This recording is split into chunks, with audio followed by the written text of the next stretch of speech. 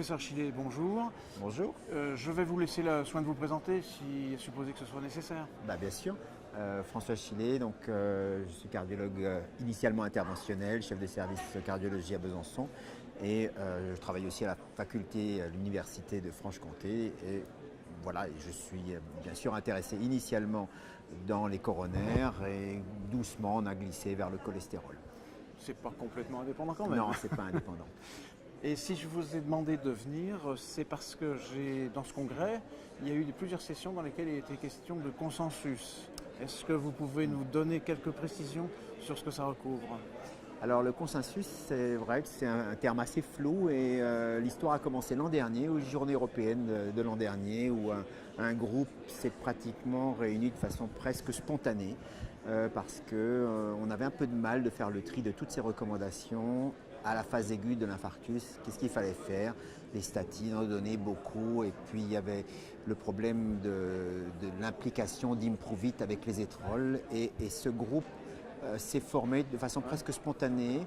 Alors même que les recommandations venaient d'être mises à jour. Elles n'étaient pas encore mises à jour, elles ont été publiées en juin et le consensus a été très rapide.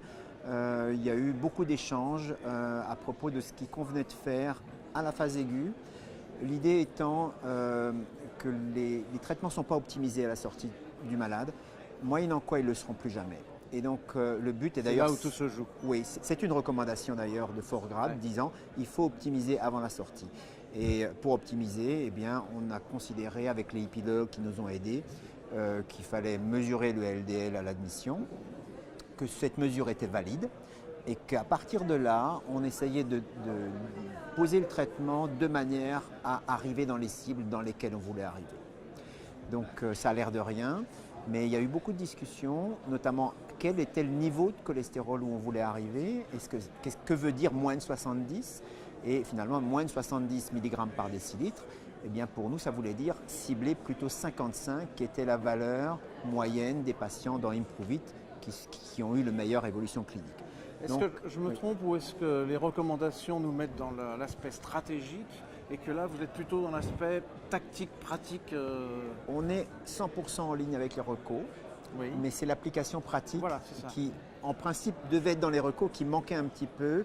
Là c'était très simple, c'était quel est le statut du traitement du malade, est-ce qu'il est déjà une statine ou pas, quel est son LDL, qu'est-ce qu'on fait.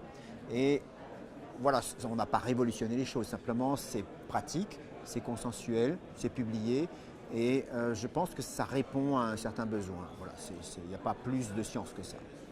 Et c'est quelque chose c'est un groupe de travail qui lance, ça va être sous forme d'une étude, comment ça se passe? C'est une bonne question ça. Le groupe de travail était très content évidemment de la manière dont les choses ont été menées, publiées et c'est vrai qu'on a un document. On a en projet 2 autres groupes de travail, donc on a eu une réunion du même groupe un petit peu élargie.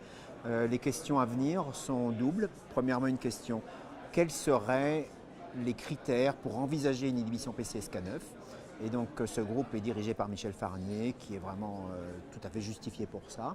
Et l'autre question qui est aussi une question d'un avenir très proche, pour quel malade peut-on imaginer une prolongation du traitement antiplaquettaire double au-delà d'un an après un syndrome coronarien aigu? Et là, c'est Jean-Philippe Collet qui va animer ce travail. Et je pense que cette question va être aussi à débattre.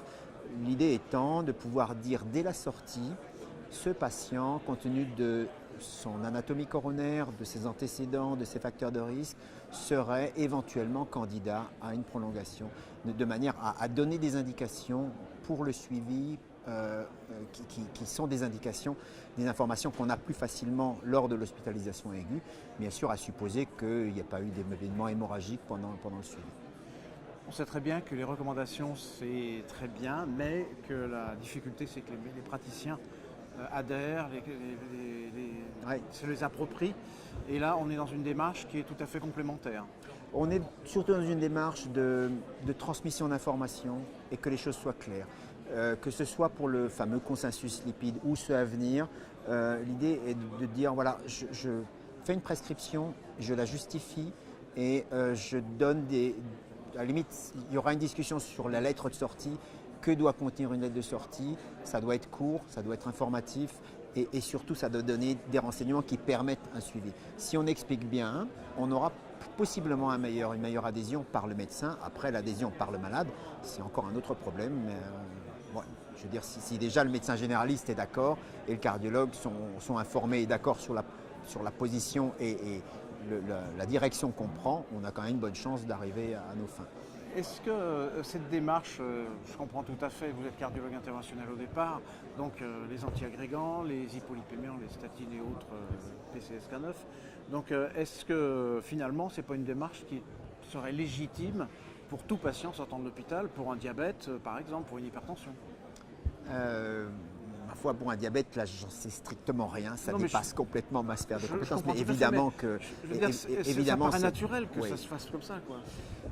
Ça se fait sûrement comme ça. Après, qu'il y ait une espèce d'homogénéité en France, parce que c'était ça aussi le problème.